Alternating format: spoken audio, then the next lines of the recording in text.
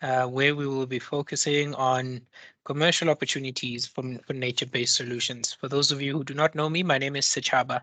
I'm a consultant with Oliver Wyman, and we are the technical implementation partners to FSD Africa on the nature program, where the African Natural Capital Alliance is one of the key mechanisms through which we're looking to redirect capital to more nature positive outcomes. So I would just get started with a few housekeeping rules. So please do remain mindful of the following. We kindly request you to note that this session will be recorded, and the recording has already started, so we're just sharing that. We also kindly request that you stay on mute throughout the session. If there is an allocated time for questions and answers, after each of the speakers has a chance to share their presentation. So once you have a question to share, please just raise your hand and we will ask you to unmute yourself. We also ask you to keep your questions and any comments brief in our endeavor to stick to the time allocated for the purpose of this webinar. We are also sharing another reminder for the speakers to keep to the allocated time, which is 10 minutes with a 5-minute allocation for questions and answers. Please, for the speakers, please remain mindful of the chat box. We'll just be sharing a reminder of how many minutes you have left. So thank you all for joining. I will move on to the agenda for today's session. We have a number of aspects that we're looking to cover, starting with an opening remark and an overview of the webinar objectives by Dorothy Maseke from the ANCA Secretariat.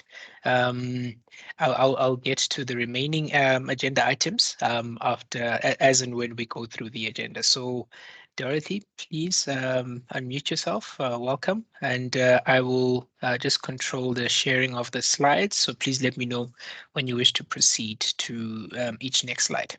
Thank you. Thank you very much, Sechaba. Thank you very much for that introduction. Welcome to all of you. Can you hear me well? Sechaba, can you hear me? Yes, we can hear you, Dorothy. Great. Thank you very much for joining us this morning or afternoon, depending on which part of the world you're joining us from. I can see we're about 44 of us, on the call today. I want to welcome you. And before I start, I just want to indicate or introduce a couple of people. On the call, we have with us Kelvin Massingham, who is the Director of Risk and Resilience. I can't see whether his camera is on. Kelvin, do you want to say a word? Hi, everyone. Welcome to the webinar. Great, thanks, Kelvin. I couldn't see you. Welcome. And Kelvin is the Director of Risk and Resilience, and the Nature Program sits within the Risk and Resilience, pillar within FSD Africa. We also have Hosbon Wamukoya. Please unmute and say hello. Thanks, Dorothy. Hello, everybody. Hosbon Wamukoya, the manager for FSD Africa's Nature Program. Also doubling up as the program manager at ANCA. Good to have you on the webinar. Thanks. Thank you, Hosbon. So I'll just very quickly go directly into my section, introducing the African Natural Capital Alliance, and then a very brief introduction on why we are gathered here today. So the African Natural Capital Alliance is a collaborative forum or body that was set up by FSD Africa and UNECA in April of 2022, with the whole aspect or with the idea to actualize catalyze nature positive African economies by basically enabling a financial sector that recognizes and acts on nature related risks and opportunities. I want to mention that basically ANCA encourages its members and stakeholders to engage on nature through a number of initiatives. Basically, these institutions have committed to a nature positive agenda. I also want to mention that ANCA members are not only financial services. over time, we have seen and understood the need for financial services to work, within an ecosystem that includes project developers, that includes, technology companies, that includes startups, that includes academia, that includes conservation agencies and scientists. Of course, you'd know that most financial sector players may not necessarily have, the skills and competencies that are required fully, especially when it comes to a complex subject like nature. So we have a number of activities that, we set up and we have been undertaking over the past, say, around a year. Let me correct that. This was set up in April of 2023, not 2022. And we have a number of working groups. So today we are launching one of the working groups, and this particularly is on commercial opportunities. We have these working groups are basically set to address certain critical aspects. So Chaba, if you go to the slide that has the working groups, I think you had it somewhere. No, yes. Yes. So these are the working groups that we have. So we have the Anchor Communications and Events Working Group. So here we are just seeking to build a voice that speaks of Africa and the opportunities therein, and basically looking at all communications aspects. Like I mentioned, nature can be as complex or as simple as you make it. And so the aim of this working group is actually to, communicate very clearly to different stakeholders about nature finance, and about nature-related issues in Africa. Then we have the TNFD Adoption Working Group, which basically defines the roadmap, aims to define a roadmap towards nature disclosure.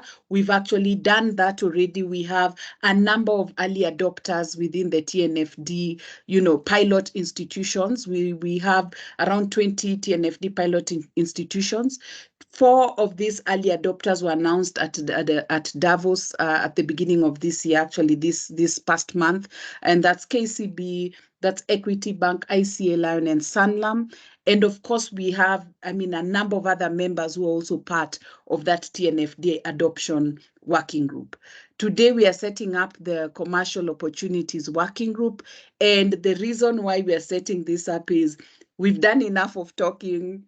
We have done quite a bit on disclosures, but, part of disclosures, for you to disclose, you also need to have transactions, because you're not just reporting on risks. And at TNFD, you're also reporting on opportunities. So we are at a point where we are actually trying to see what we can do, pull together as many resources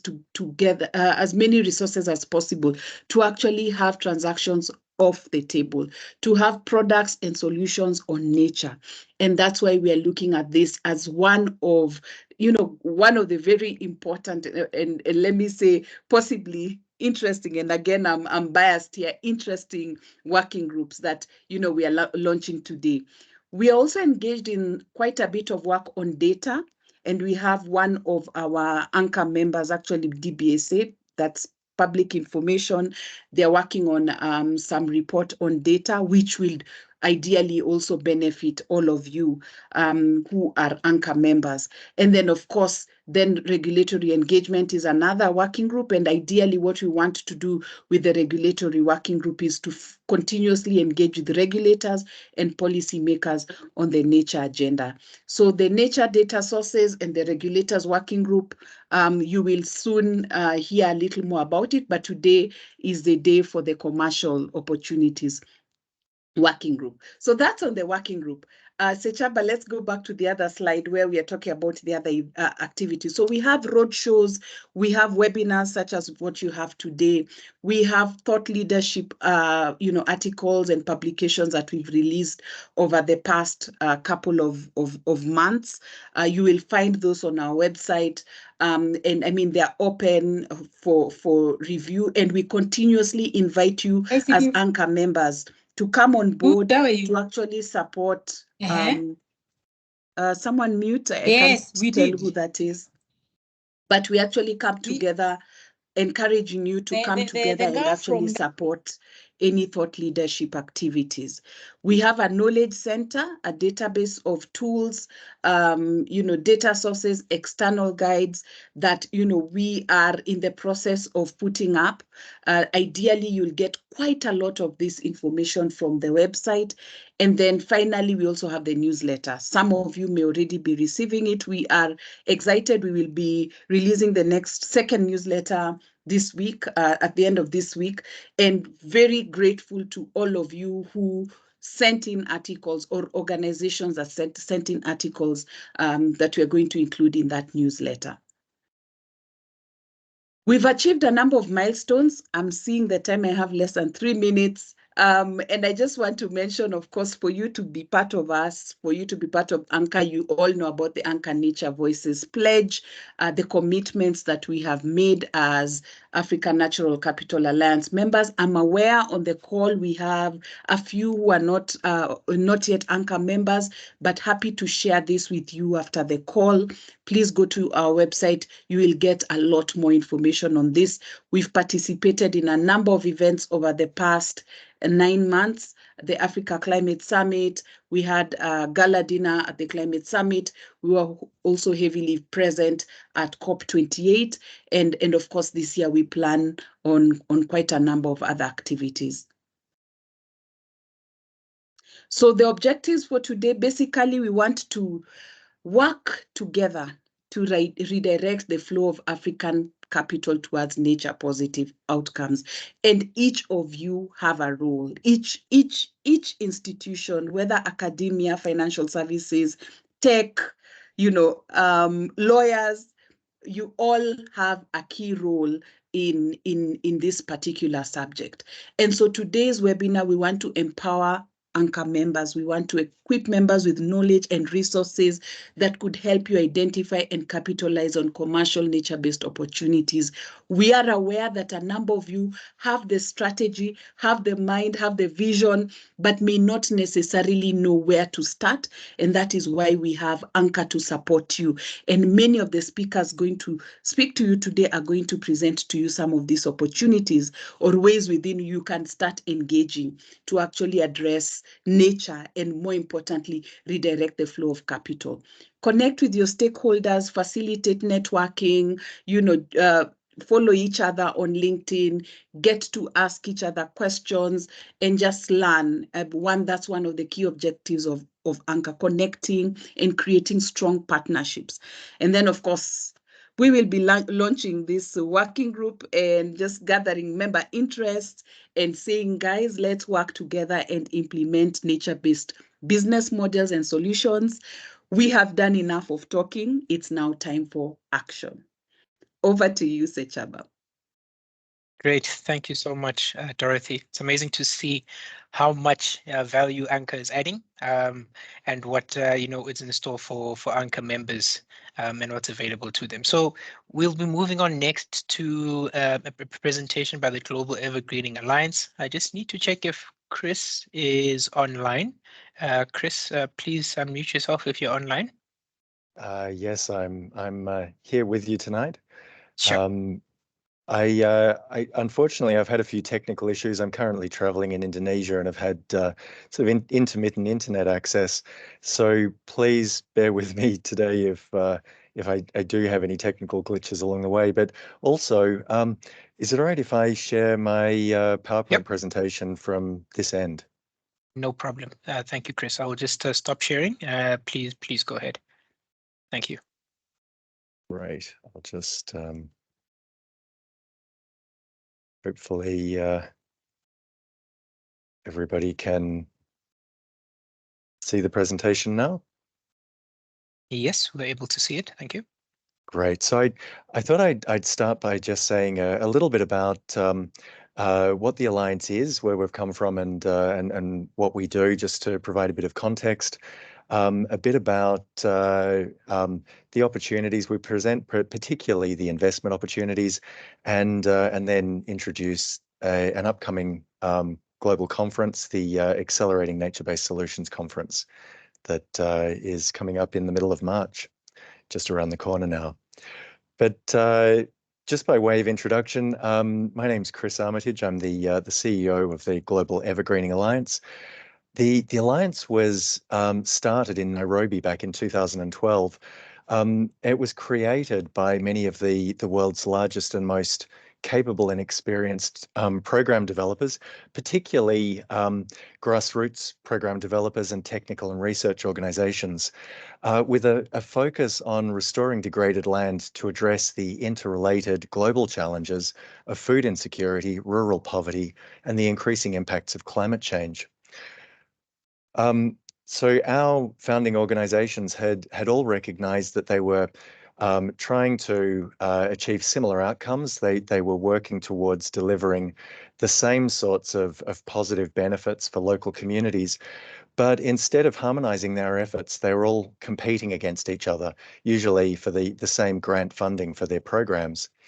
And the result was a multitude of small-scale, fragmented and isolated land restoration and sustainable agriculture projects spread across Africa and the rest of the developing world. So the idea of the Alliance was to provide a platform for massive-scale collaborative program design and implementation, to have a truly globally significant and sustainable impact, and to provide an alternative model for large-scale investment. In particular, a model that leverages the particular strengths, capacities, and the existing programs of our member organizations and delivers the most cost-effective and impactful approaches at virtually any scale. One of the mechanisms we use for achieving that is that we're continually assessing and analyzing the capacity of our member organizations, which range from all of the largest development NGOs and environmental NGOs down to an enormous and increasing number of small grassroots program implementers and NGOs as well. But we're constantly assessing investments and projects so that their participation in our collaborative programs is based on the value that they bring. And the opportunity that they have for leverage, efficiency, and impact. If I can just go to the next slide. One of the reasons that our programs are so cost-effective and transformative is that we support small-scale farmers and pastoralists to adopt practices that they really want, practices that increase the productivity, the reliability, and the resilience of their food production systems with no ongoing costs. We design our programs with rural communities and support farmers with training and capacity building on the best scientifically based practices, which are adapted to the local context. And these practices can dramatically increase food production. Actually, I think I might be on the next slide. In a completely sustainable way while restoring enormous volumes of carbon into the landscape. Our member organizations now number just under 100. We've got, as I mentioned, all of the largest development NGOs and largest environmental organizations, technical and research organizations, all the way down to a lot of grassroots organizations working specifically in local contexts. But they all have very, very different insights and a valuable role to play in the collaborative design with communities of these large-scale programs. We've got a significant number of strategic partnerships and strategic networks, but notably, the Global Evergreening Alliance is on the management team of the AFR 100, together with the German government, the World Resources Institute, the World Bank, and of course, it's being facilitated by the African Union through the AFR 100 Secretariat. We're also a co-founder of the AFR 100 sister platform in Asia, the Landscape Partnership Asia, which has similar objectives, working with governments to set restoration targets as the AFR 100, and we're the largest contributing initiative to the Race to Resilience. And I should also mention that we're working very closely with 1T.org, the AFR 100 and the Great Green Wall Initiative to develop a landscape approach that intentionally harmonizes the restoration initiatives of all key program developers across the landscape. So that's something I hope you'll hear a lot more about at the upcoming conference in Zambia. During the past 4 years, we've worked much more intentionally with the private sector. Our large-scale collaborative programs were historically designed to be grant-funded by institutional and multilateral donors. And our major proof of concept, which we started implementing back in 2017, was funded by the European Commission. This program that many of you may already know is Regreening Africa, that was implemented by one of our founding members, the World Agroforestry Centre. And it sought to support 500,000 households to restore 1 million hectares across Africa's Sahel, and was an incredibly successful program that the European Commission is now wanting to fund in its second phase. But I think everybody recognizes that there simply isn't enough public funding to address the scale of the global challenges that we're trying to work towards. So for a couple of years now, we've been working very closely with a number of corporate investors to develop a really comprehensive carbon and financial model for carbon offsetting. It's an approach that doesn't compromise the integrity of our original design. It still maximizes the benefits to grassroots communities and to the environment. But it's a methodology that is scientifically robust and meets all of the requirements of all of the major international carbon standards, as well as the needs and interests of our major investors, and works to mitigate all of the inherent risks that most investors see in carbon offsetting programs. And I can go into a lot more detail about that if people are interested. But I think for most corporate investors, nature-based solutions are potentially the most cost-effective and scalable opportunities for carbon offsetting. And they also provide a range of social responsibility and marketing co-benefits. But nature-based solutions, the market for them is highly fragmented. The quality is opaque and it's very difficult to navigate. And returns are historically very difficult to measure. Successful models are not clearly established, and they're often counterintuitive. So the model that we have created has been created with a lot of the large global corporates that are leading investments into the carbon offsetting market.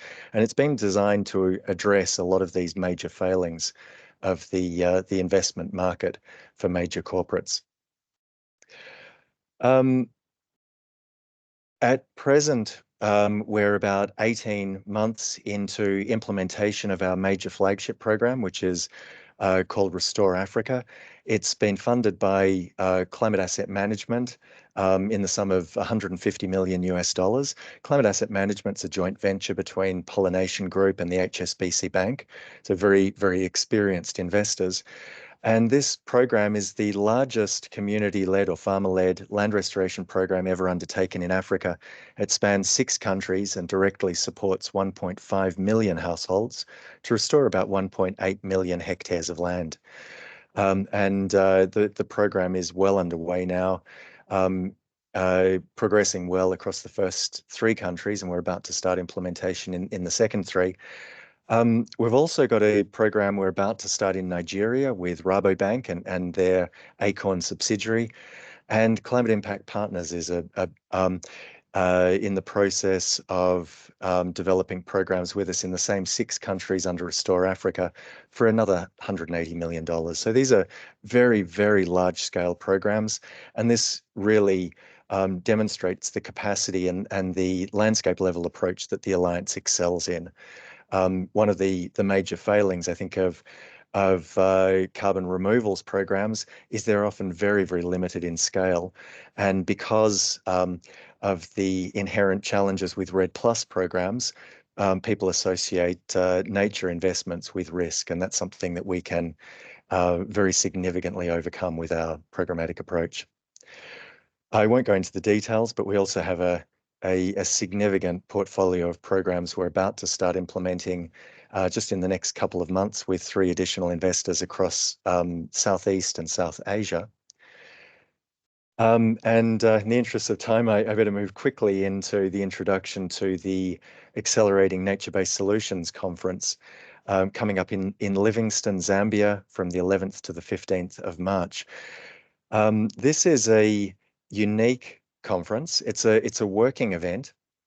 And the intention of the conference is that it's bringing a very large number of diverse stakeholders together to work together to address a lot of the barriers that have prevented the scaling up of proven effective land restoration and nature-based approaches, particularly through large-scale carbon investments. So this is bringing together the private sector with the governments and policy makers and legislation makers working across a lot of the countries where we're developing these programs, together with program implementers and communities on the ground, to provide a much better understanding of the needs and the incentives that those different stakeholders need, to better understand the challenges presented by Article 6 of the Paris Agreement, and some of the misunderstandings around large-scale carbon projects, particularly those related to REDD+, that can be very well addressed with carbon removals programs.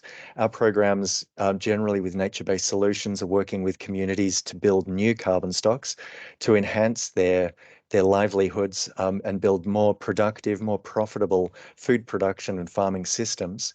And in doing that, store an enormous amount of carbon in the landscape. And this is extremely investable with a very, very low risk profile. So it's something that provides enormous direct benefits to countries, as well as very stable returns to investors. But this is something where we're seeing an enormous amount of policy and new legislative frameworks emerging across a lot of African countries. A lot of that work isn't well informed. The right stakeholders generally haven't been coming together to work on appropriate solutions. We're in the middle of a lot of negotiations across Africa in relation to our existing programs, where we're bringing specific investors together to work with governments. But this event in Zambia is going to provide a platform for doing that at much larger scales, for countries to learn from each other, to get a much greater understanding and build capacity around a lot of these challenges that are not well understood, and where there are extremely valuable workable solutions that can meet the needs of all stakeholders, to provide visibility to those, and to work to plan and to develop strategies together, and also to focus on this regional intentional harmonization approach that we've been undertaking with the African Union, the Great Green Wall Initiative and AFR 100, and major program developers such as FAO and IUCN and others. So a great opportunity for the private sector, to the extent that they have an interest in investing in nature and investing in sustainable livelihoods for communities, to be part of regional planning processes and to identify real valuable investable opportunities and build relationships directly with the implementers, with other investors. So we know investments often further mitigate risk and provide opportunities for investors to learn together. And this is intended to be a real learning conference. Alongside the thematic streams of the conference, we have a series of workshops and curated and facilitated negotiations with key stakeholders that will be happening continually alongside the conference event sessions themselves. So this is it's a conference, but it's a lot more than a conference. We'll be facilitating engagements with key stakeholders across the private sector, the political and NGO sectors, to ensure that there are opportunities for real plans and opportunities to be explored and progressed, and strategies to be developed. So I won't go into any further detail. I want to leave a bit of space for questions and providing further clarification to meet your particular interests. So I'll stop there and floor the open to questions from the floor, and also hope to see everybody in Zambia in the middle of March. Thank you. Great. Thank you so much, Chris. We have one question in the chat box, just asking how effectively, how can people or organizations get invitations to attend the conference in Zambia? So actually, the UNCA network and FSD is a co-host of the event in Zambia. So this is a real opportunity to bring the UNCA network and all of the other stakeholders that we work very closely together with, other investors, the governments across sub-Saharan Africa, and all of the major program implementers into one space for an opportunity for UNCA to progress its interests and manage its own sessions, but also to participate much more broadly in the opportunities being presented by these other strategic harmonization and negotiations in the sidelines. Thank you, Chris. Dorothy, I don't know, did you want to add something? Yes, Chris, thanks for that. Just wanted to indicate, just as you've mentioned, we are supporting the sustainable finance track for the conference, and we are putting together quite a number of sessions that would be of interest to you. And I know we may already have reached out to some of you as key speakers. And for those that are still interested, please also feel free to reach out to us. We really want as much engagement as possible. Another aspect that we are planning, that one of the afternoons is a strategy session among the UNCA members who will be attending. And that's, like we said, a working session where you have UNCA members and a few other institutions who will be on board at the conference, and we see how we can strategize on some of these solutions going forward. Great. Thank you, Dorothy. Are there any other questions?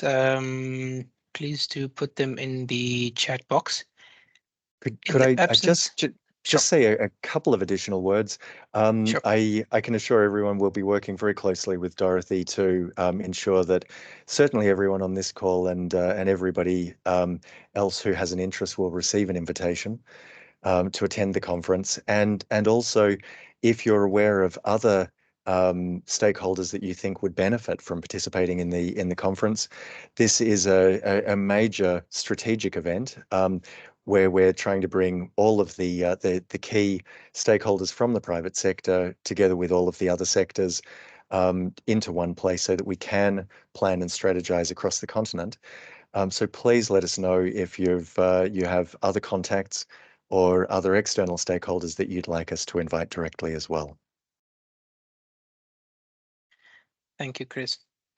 Well, thank you for that insightful presentation. We're also hopeful that the UNCA members and anyone else in attendance will sign up to attend the conference and not only benefit, but also contribute to the theme and the outcomes. So thank you. Thank you so much. Great. Chris, so if you are able to hang around, we'll still have a Q&A or engagement session after the last speaker, in case there are any remaining questions. But thank you so much. Yeah, could I just share my screen as well? Great. So thank you so much to the Global Evergreening Alliance. The next slot we'll be looking at, how BioFin has been working to create an enabling environment for nature-based solutions in Africa. And the speaker that will be presenting these slides is Bruno from BioFin. Bruno, please go ahead. We ask that you just make a brief introduction and then just let me know when you want me to move through the slides. Thank you so much. All right, thank you, everybody. As ably introduced, my name is Bruno Mwemba. I hope I'm audible enough. Are we good? Yes, we can. Yes, we can hear you, Bruno. Okay, great. So I'm Senior Technical Advisor on Environmental Finance for the African region under the Biodiversity Finance Initiative, covering most of the sub-Saharan, African, countries. Though I am actually operationally based in Zambia, though my office is in Istanbul, Turkey. So yeah, it's a pleasure to be, caught up to also just give some snippets around what the Biodiversity Finance Initiative is doing. So I think we can move ahead. So I will just give you a brief introduction around the BioFin. We are here obviously to curate sustainable finance solutions for nature. We are actively currently operating in about 41 countries in Central America, South America, Africa, quite a number of Caribbean or Oceania, as it were, as well, and then also Asia. We are working with around 150 different finance solutions that you can also find on our global website. And these finance solutions obviously range from debt, equity, grants, market and policy, and regulatory instruments. And we're looking at different kinds of results from everything else that we do in different countries, which is, by the way, contextualized to the needs of different countries. We're looking at regulatory results, financial results, impact on biodiversity, and also different kinds. By the way, the BioFin is soon bound to become quite a huge initiative, given that we are just finalizing now the onboarding of 90 additional countries coming through GEF funding under what is called the umbrella program. And again, there's a link there to our global website. So we should be really getting busy pretty soon, adding an additional 90 countries to the existing 41 countries. So we move ahead.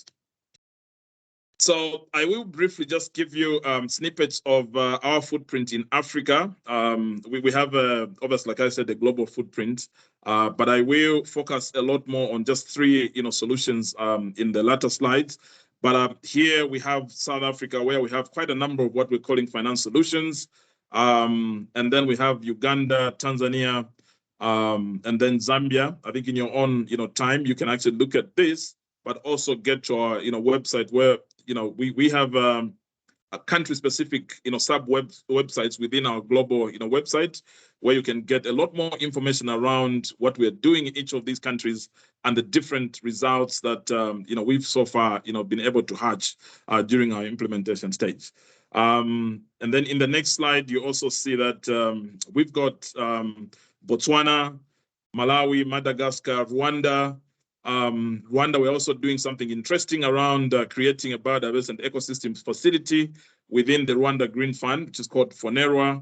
And an interesting thing that we actually achieved there is to route all environmental fees and fines that are collected by REMA, the Rwanda Environmental Management Agency, getting through to this fund, the Biodiversity Fund, that we're just finalizing with the development, and then that becomes like seed funding for that facility. So again, that's just the innovativeness of some of the things that we're working on, and obviously we have some footprint in Mozambique and Seychelles. So I think let's move on now to look at some of the highlights of just about three finance solutions that probably would be interesting to this forum. The first one is a facility that we're calling FIRE, which is the finance resource database. You may agree with me that sometimes within the biodiversity finance space, there's this issue around where's the money, where are the different funding mechanisms that are available for biodiversity. And so with our partners, we've come up with this innovative platform, the database, which was officially launched on the 5th of June. And you can actually see our website there, fire.biofin.org. If you look at our, just the next slide, you actually see that this kind of rhymes in with the aspirations of the Convention on Biological Diversity, where we are looking at creating a one-stop shop or two, where project owners like the private sector could find in one place multiple different funding opportunities that could match specific project criteria. And like I said, this is part of the new global biodiversity framework, providing an overview of global biodiversity funding landscape.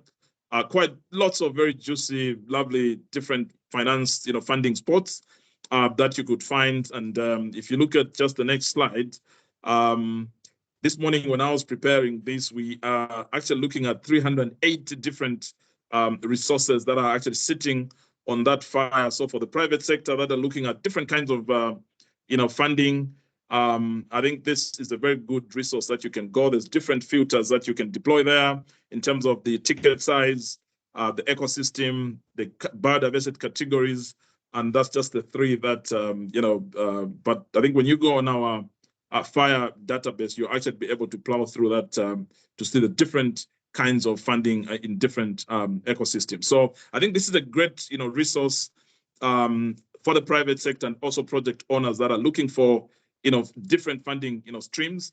But obviously, I think one of the issues that we know really also affects financing, much as we have provided this resource, is the issue around project preparatory facilities, PPFs, that would provide hand-holding facilities to some of these guys that would want to access this funding. And again, these are different things that we probably can actually do together to unlock this a great resource around access to financing. The next thing that we've actually done is this biodiversity sector investment portal for South Africa, which basically collects different biodiversity assets in South Africa for potential investment by the private sector. And so it's basically enabling business for nature, supporting implementation of business-related targets in the global biodiversity framework in different countries. So it says 4 countries. So when you click on that YouTube channel, link, it will give you basically how to navigate this investment portal. In the next slide, we also just provide a few of the assets, biodiversity assets that are actually sitting in that portal, and we've collected different information around the ask. What about the project? You can actually view quite a lot more information around those opportunities. So when you get into that portal, there's quite a lot of investable assets that you can actually look at as a private sector. And then I think in the next slide we just show you the easy steps on how to load your investment proposal into the portal. So I think the website that I provided earlier will give you quite some very good guide into how to access this portal, which we think is a game changer for biodiversity assets in South Africa, and this could actually be replicated in other countries. The last solution that we're looking at is from Zambia, where Biofin basically was providing technical assistance towards market development for green bond investments in Zambia. Obviously, with the intent that we can see the use of proceeds towards biodiversity having a slightly larger share, 30 to 40 or even 50% of every green bond that is issued. We are aware that classically climate change has had the lion's share in terms of use of proceeds for most of the bonds that have been issued in sub-Saharan Africa and globally.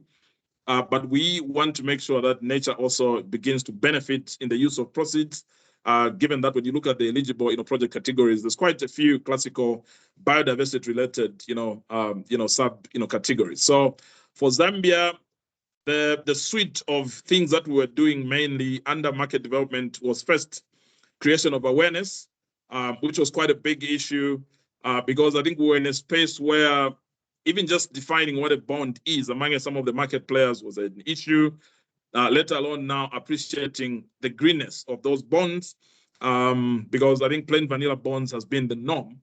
And then from there, we have to also look at creating an enabling environment from a regulatory perspective. We supported the development of the green bond guidelines as an appendage of the Securities Act of Zambia. And then given that this instrument, obviously once issued, must be traded on an exchange, we also developed the green bond listing rules with the Lusaka Securities, Exchange in Zambia.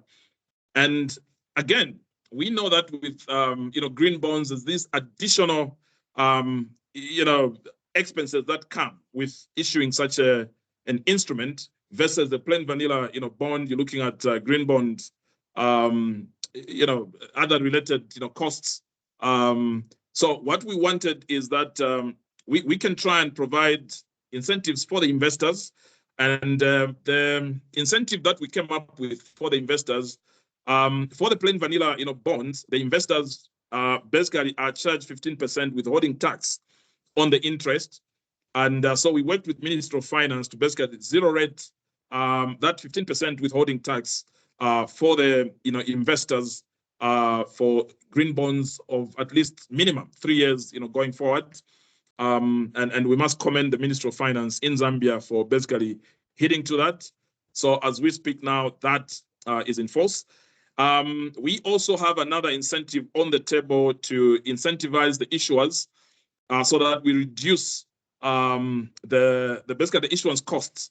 And what we propose to Ministry of Finance is that the issuance costs for green bonds can become tax deductible, so that it basically lowers the overall incidence of tax on the part of issuers.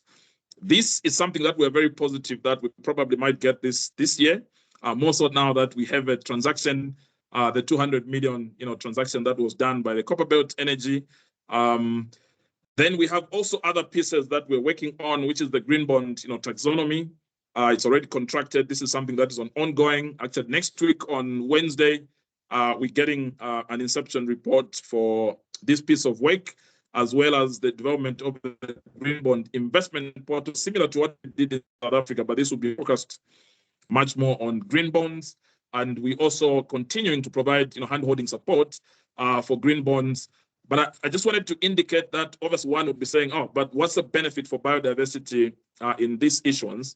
In Zambia's National Biodiversity Strategy and Action Plan, NBSAP, one of the kind of strategies towards reducing forest cover loss is basically to broaden the renewable energy base, because charcoal use is one big issue, and we feel obviously when we onboard more renewable energy and then more people are basically electrified, that incidentally along the way will reduce the dependency on charcoal. Of course, we are aware that there are other social issues.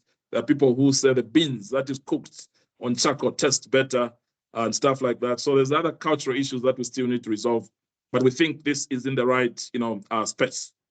So I think that's about it. Shaba, is there? I think that should wrap up my presentation. And thank you so much for listening. And yeah, happy to take on any questions. All right. Thank you so much, Bruno. We have one question in the chat box, just asking if Biofin is already established in Kenya.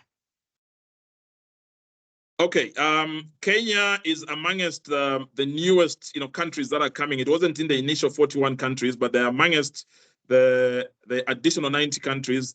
And for Africa, by the way, all the 55 countries, except for Eritrea. The rest of the other countries have actually signed up. They are part of this umbrella program that's coming under Jeff. So that's one of the countries that I oversee. By the way, I think the 3rd week of December, I did the launch of the Biofin in Kenya, in Naivasha, and we are already underway to basically get things going. My next stop is actually Ethiopia, somewhere in March, and then we'll be onboarding more countries as we go on. So yeah, so Kenya is actually in. Yeah. Great. Thank you so much, Bruno. To everyone else attending, we are able to address any other questions that you may have towards the end of the session. Bruno, I know you mentioned you may have to dash off a bit earlier, but we will then note them and share them with you just for an offline response. But thank you so much for your presentation. It's inspiring to see how much it is actually being initiated and implemented by Biofin, and then the great traction that we're seeing. So thank you. Pleasure's mine. Thank you so much. Great. So this brings us to the next section of our proceedings for the day, where we will be having the the Green Climate Fund who will be sharing a presentation with us.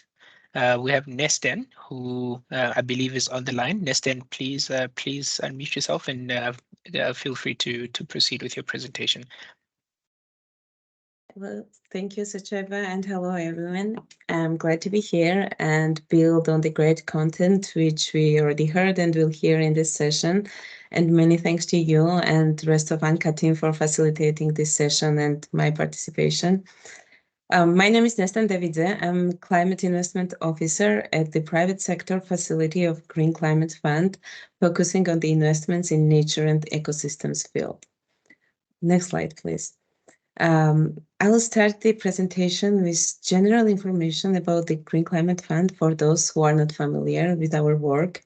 After, I will present what are the opportunities for private sector projects. And finally, I will showcase some interesting case studies of GCF-funded projects in the nature field.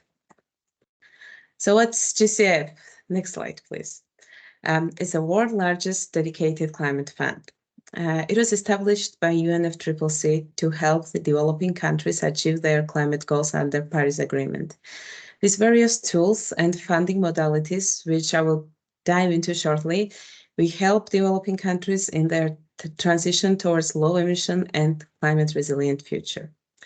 And so far, we've done this by committing $13 billion to 243 projects. We are the climate fund, so climate change mitigation and adaptation outcomes are key to us. We try to balance our portfolio 50-50 between mitigation and adaptation. Currently, we're lagging behind in adaptation, which we are trying to fix. And GCF has two wings, one investing in public sector projects, another one, which I represent, is investing in private sector projects. Currently, we have lower share in total portfolio, but we are trying to raise this. And this is the part of the reason why I'm here, to raise awareness about the opportunities that GCF presents for private sector climate initiatives and source the impactful projects which may benefit from GCF's unique type of support. Next slide, please. And these projects need to be addressing at least one of our result areas. We have four result areas under mitigation and 4 under adaptation. While the projects we finance address at least one of those, they might include multiple ones across the mitigation and adaptation teams. Next slide, please. Here I want to explain why I mentioned that GCF provides unique support. Because we offer a range of financial instruments with flexible terms and high risk tolerance when it's necessary. I will briefly go through the financial instruments which we offer. Loans, which can be provided in flexible pricing and tenors. Guarantees for de-risking investments and mobilizing additional capital from commercial sources. Various commercial banks have already benefited from our first loss guarantees, which have allowed them to launch or expand financial product portfolios, which otherwise would have been perceived too risky. We offer equity, and we are able to take early stage risk of the projects and help mobilize co-investments. Where needed, we take junior position and provide the risk cushion to co-investors who would otherwise be hesitant to invest in high-risk sectors or business models.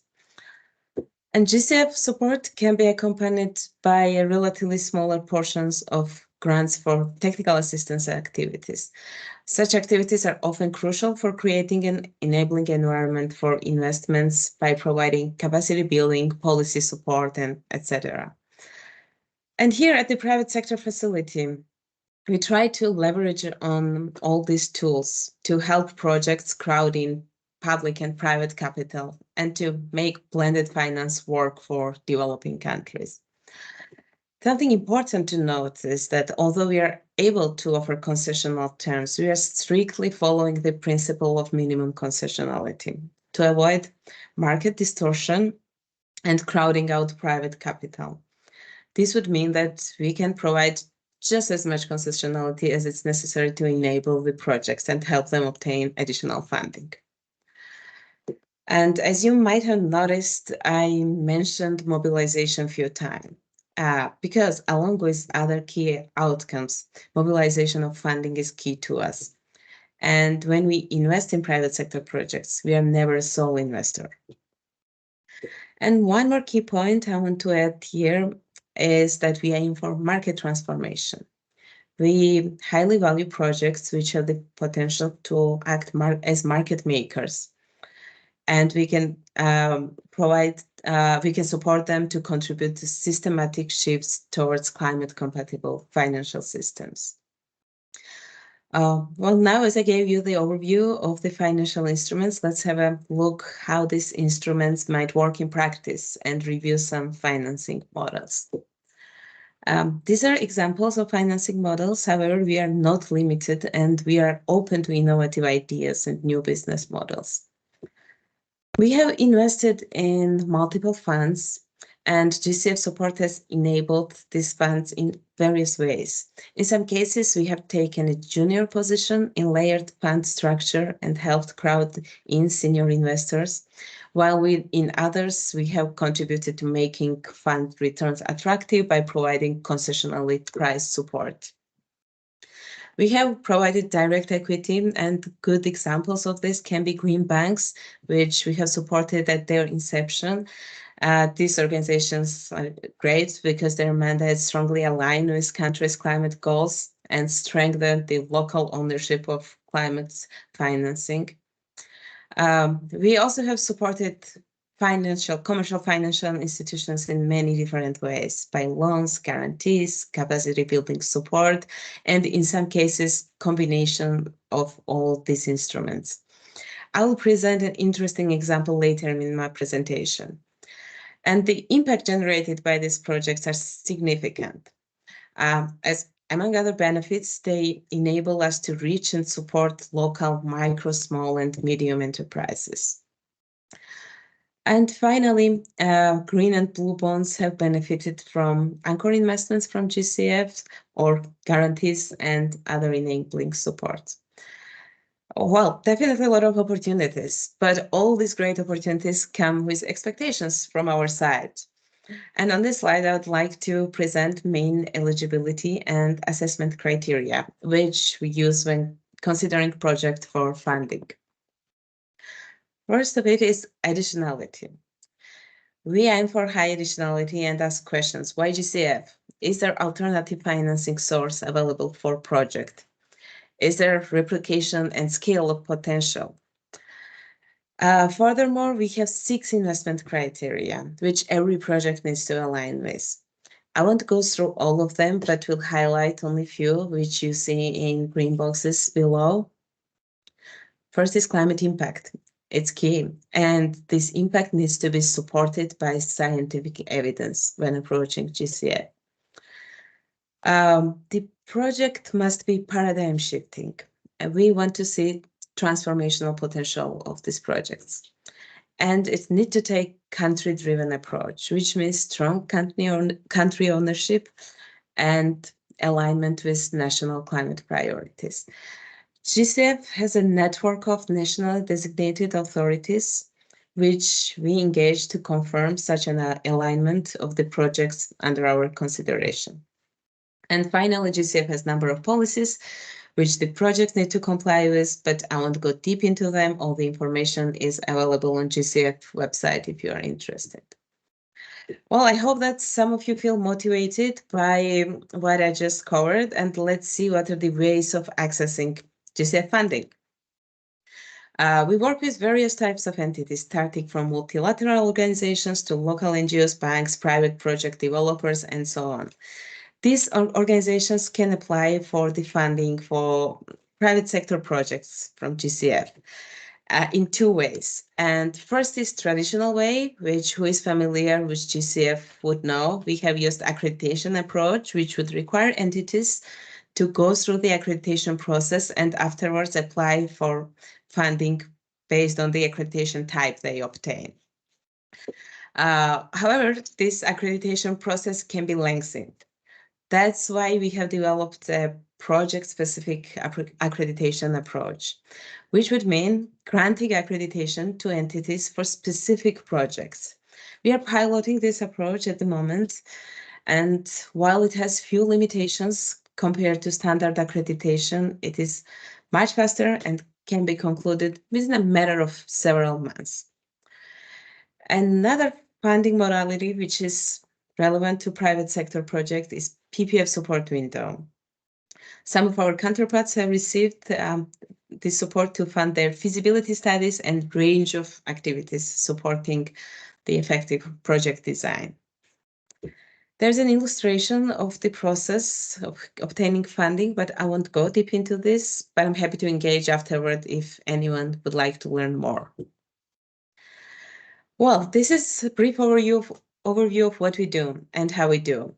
Now I want to add a few words on the nature and ecosystem thematic area at the private sector facility of GCF, which may include any project contributing to conservation, restoration, or adaptive management of natural ecosystems, including terrestrial, marine, coastal areas, or freshwater.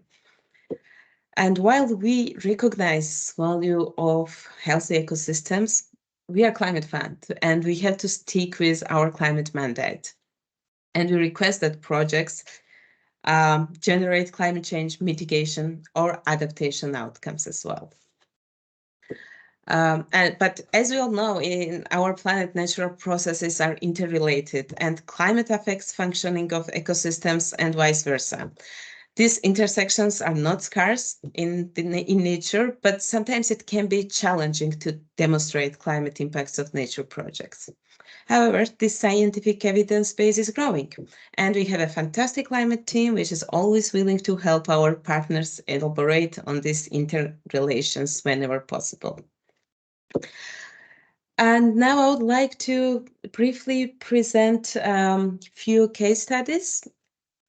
One is Global Fund for the Coral Reefs, which is private equity fund investing in projects in blue economy, which are protecting and restoring highly endangered coral reef ecosystems.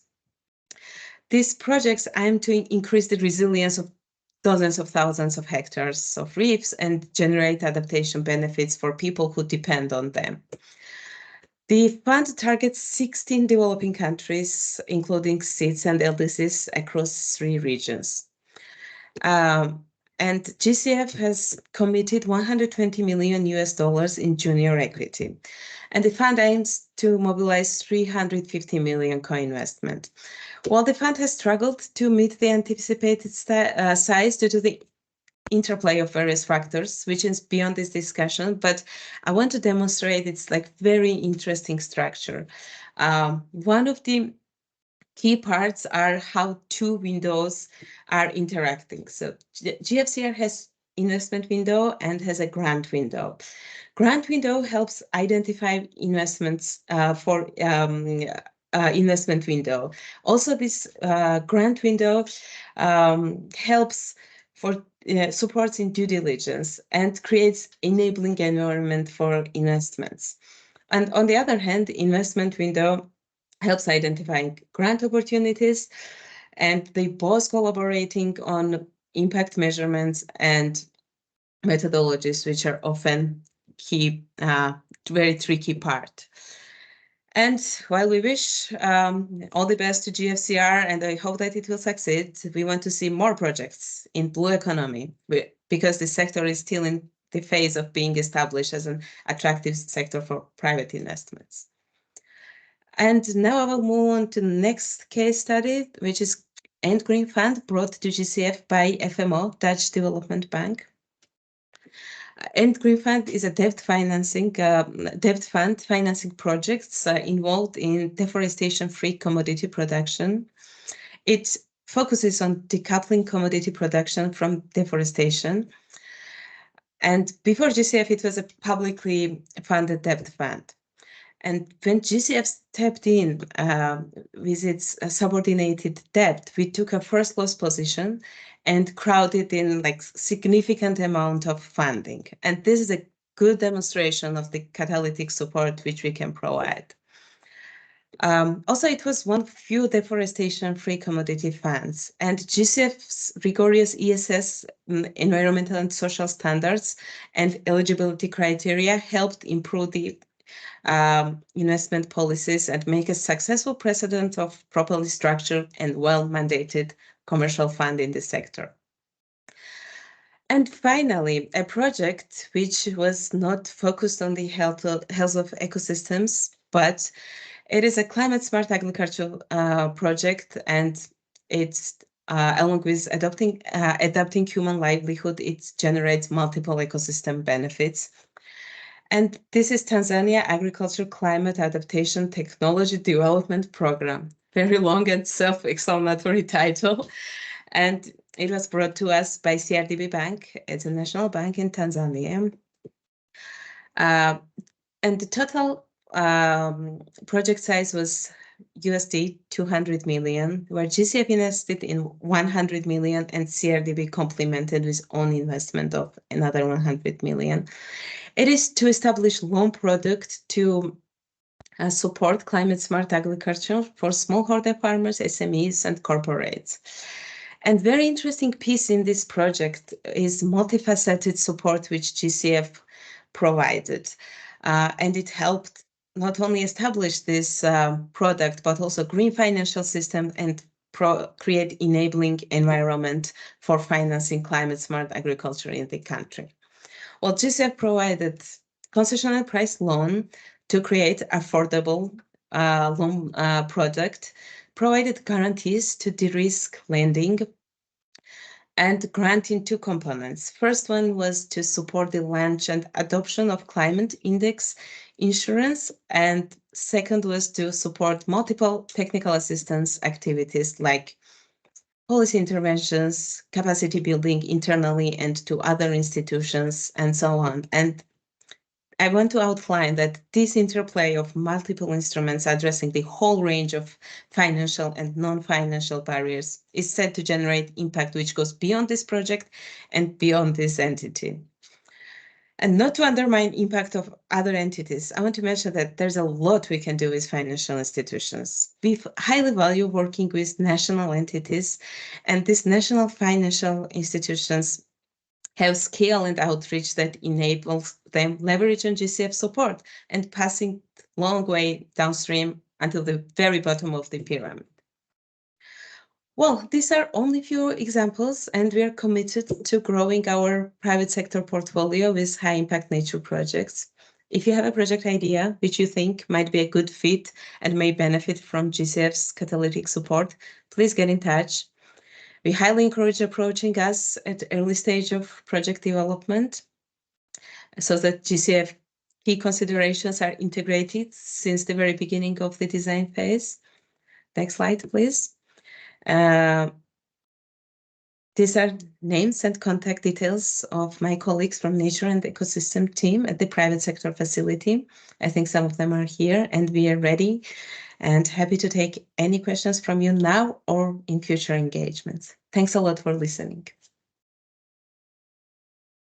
Thank you so much, Nestan. That is so informative, and we have evidence by a number of questions that have already been answered in the chat box. I just wanted to highlight the questions and the responses. So the first one was by Lisa Maru, who was just asking whether insurance can apply for GCF funding, and Daniel replied that yes, the GCF is open to exploring any financial product or instrument.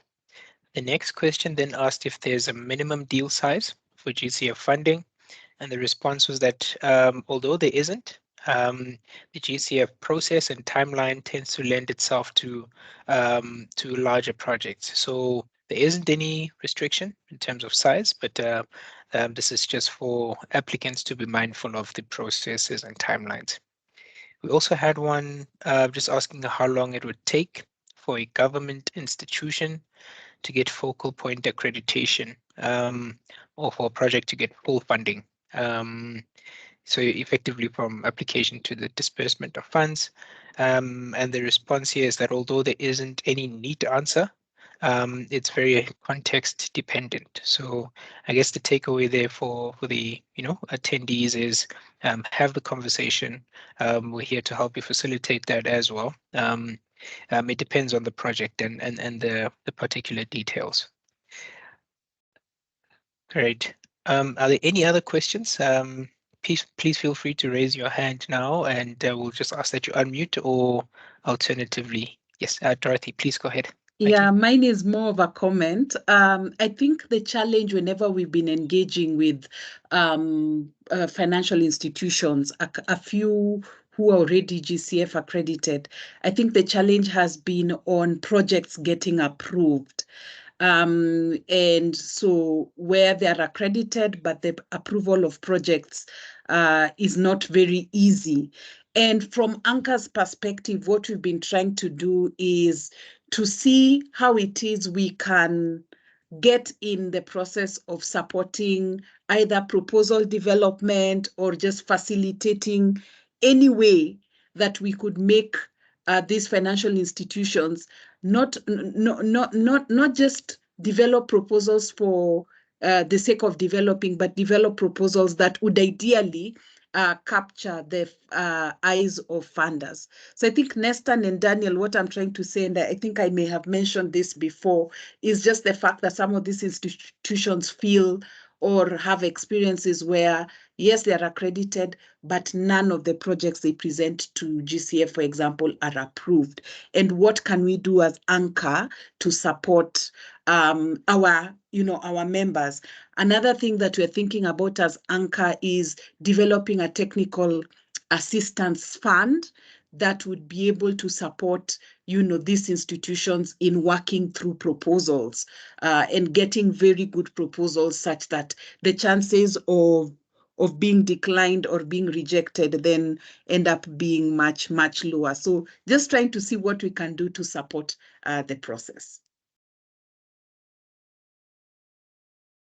Thanks a lot, Dorothy. That's a great question. And as I have already mentioned, it is very important for projects to engage at an early stage and to benefit from the recommendations from us or from you, if you will be very familiar with GCF processes and requirements at the very beginning of the design phase. Although it does not include already developed projects, we have some of them. And in GCF, we prioritize and we highly aim to reduce the approval time.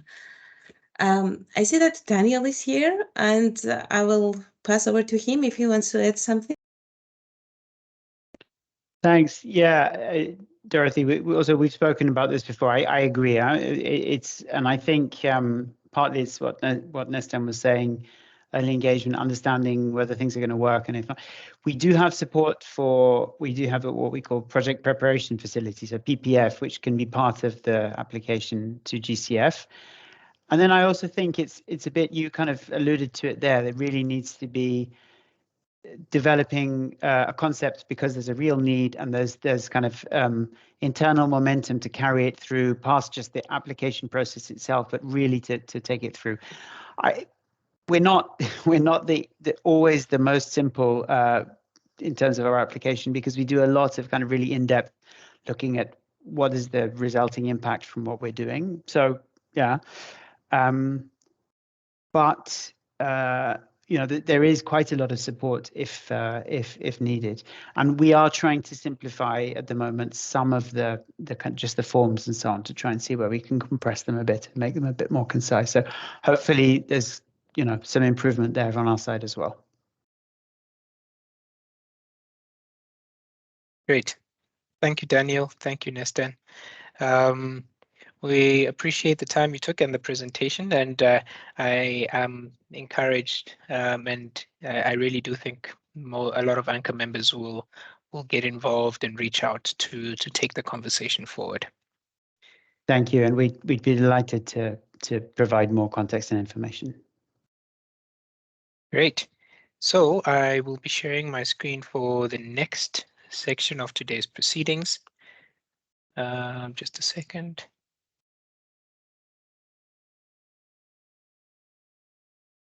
Great. So as mentioned previously, Today's webinar is also serving as the launch of the ANCA working group, which will focus on commercial opportunities. Dorothy elaborated on the other working groups and specifically on what the commercial opportunity working group really aims to achieve. So I won't spend too much time on this slide. We have almost like a working group charter.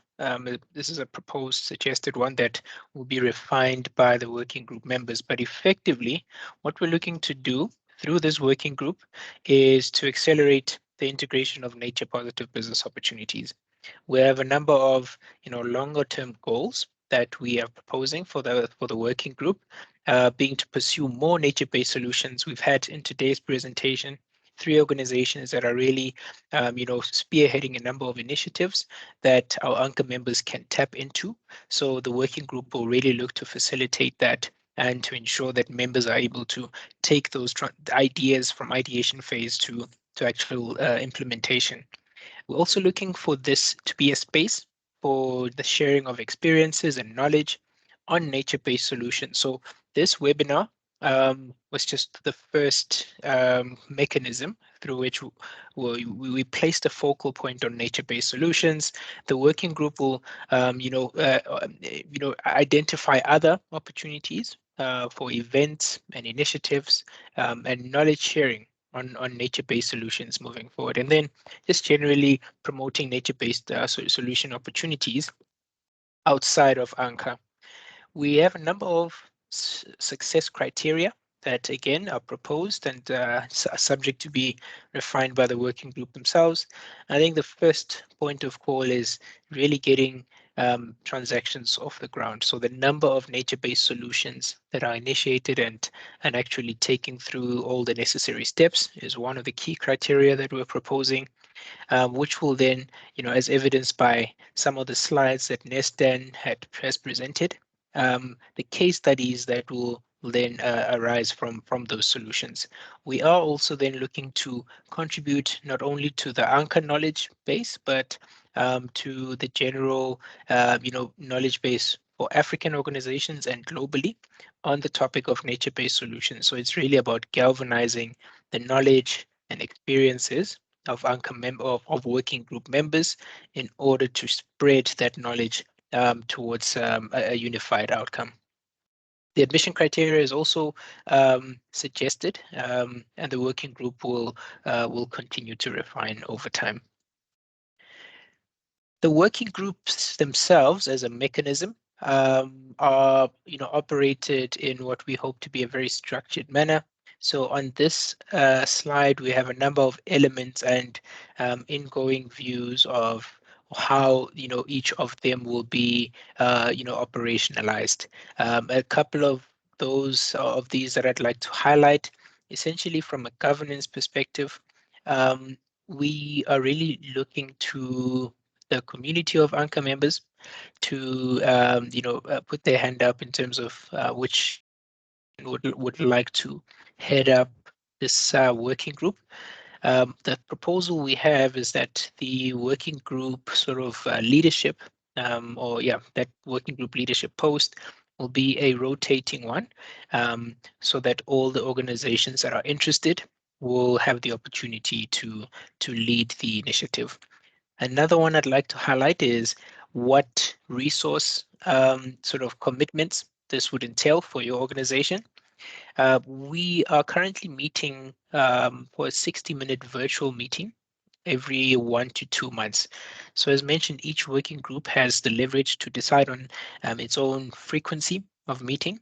And in between these sessions, we have an instant communication platform where members, share ideas. The agenda items for the meetings are proposed and decided upon, and the initiatives that are converged on continue to be progressed over time. So just taking a step back, this is just an idea of the kind of structure that we are proposing for the operating of the working groups themselves.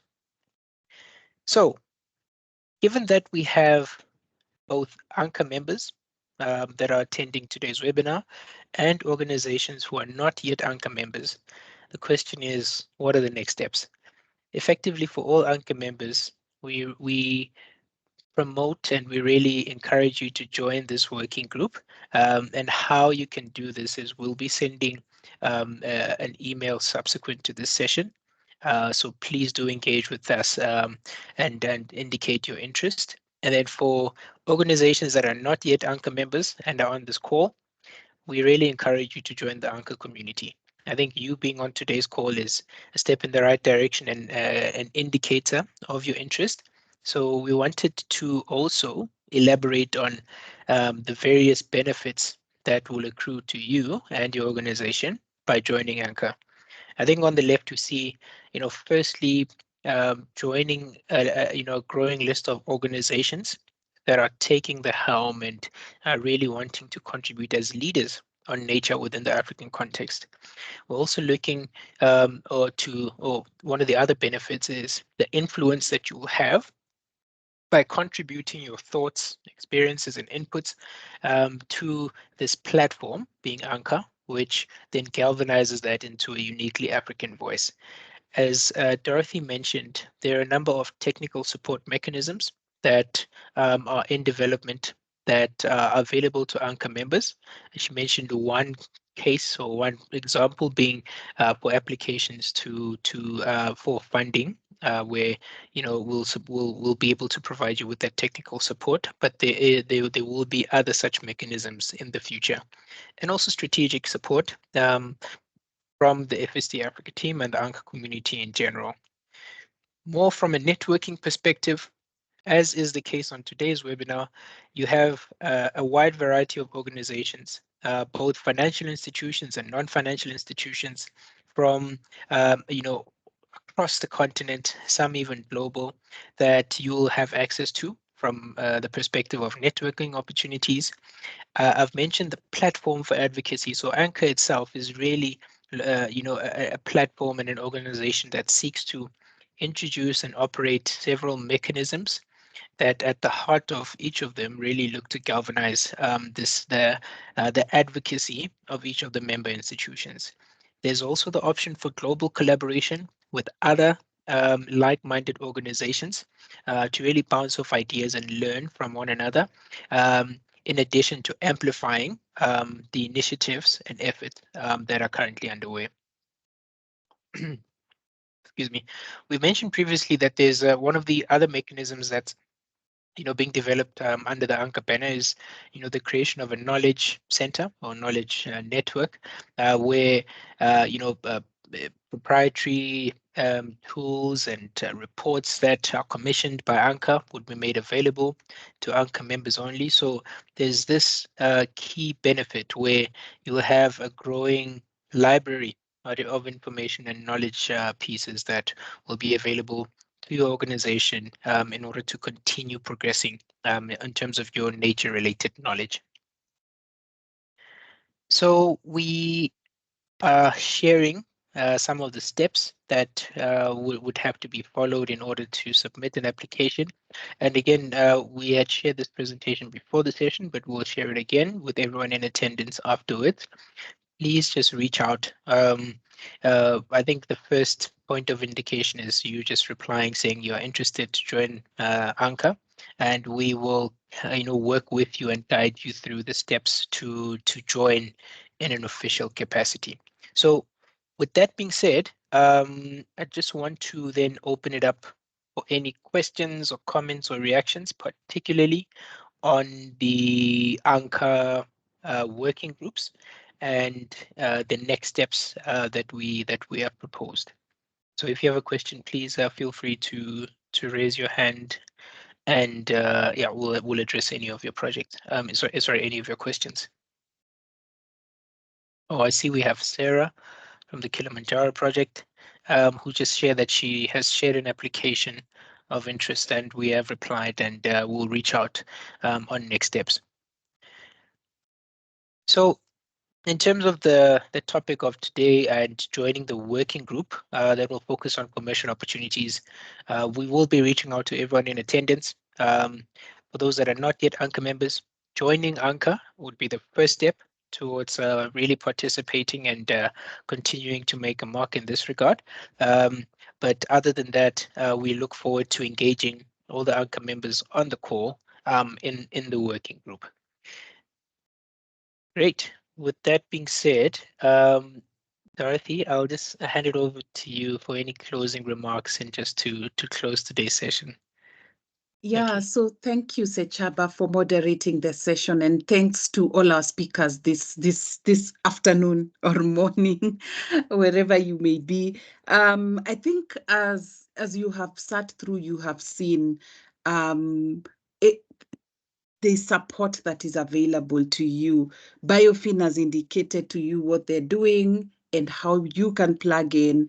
GCF has indicated, placed an open call, directed us all to their website, and even indicated to us that there's even some technical assistance they offer even for I think they call it the project proposals.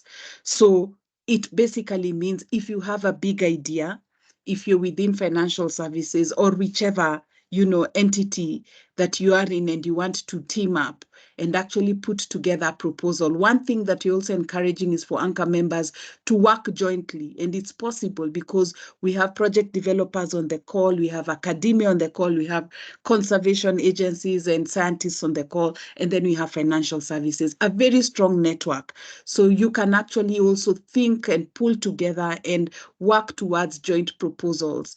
Please reach out to us. I think you can also reach out to, for further connections with the GCF team, the BioFin team. You will get the invitations to the GIA event, the Global Evergreening Alliance event. And please, let's just engage and make a difference in this continent. Otherwise, that is all we have for you today, and we hope that you enjoyed the session. Bye. Thank you. Thank you, Dorothy. And thank you to everyone who took time to join today. Let me just check. I think we have one more comment. Oh, yes. So the AgriFrontier team just sharing their thanks. So thank you so much for your time. As mentioned, the session is recorded and it will be available on the ANCA website subsequent to today. We look forward to engaging everyone in the working group and welcoming new members from organizations on the call. Thank you so much. Have a great day and take care. Bye.